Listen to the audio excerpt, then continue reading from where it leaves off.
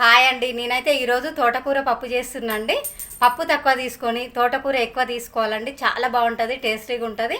పప్పు ఎక్కువ వేస్తారు, తోటకూర తక్కువ వేస్తారు. అలా వేసిన దానికంటే మనం తోటకూర ఎక్కువ తీసుకొని పప్పు తక్కువ తీసుకుంటే చాలా బాగుంటుందండి, టేస్టీగా ఉంటుంది. ఇలా చేసి చూడండి, తోటకూర ఎక్కువ తీసుకొని అంతే చాలా బాగా టేస్టీగా ఉంటుందండి పప్పు అయితే.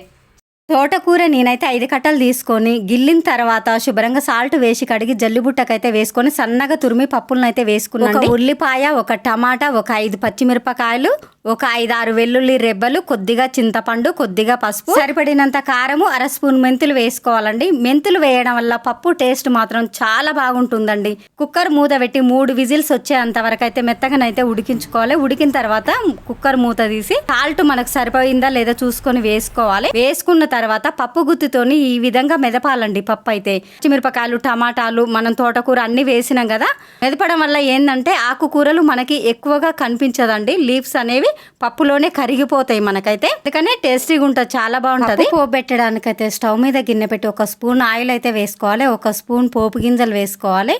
కొద్దిగా కరివేపాకు, అల్లం వెల్లుల్లి రెబ్బలు ఒక 5-6 తీసుకొని మెదిపి వేసినండి. ఇంగువ ఒక 1/2 స్పూన్ తీసుకున్న.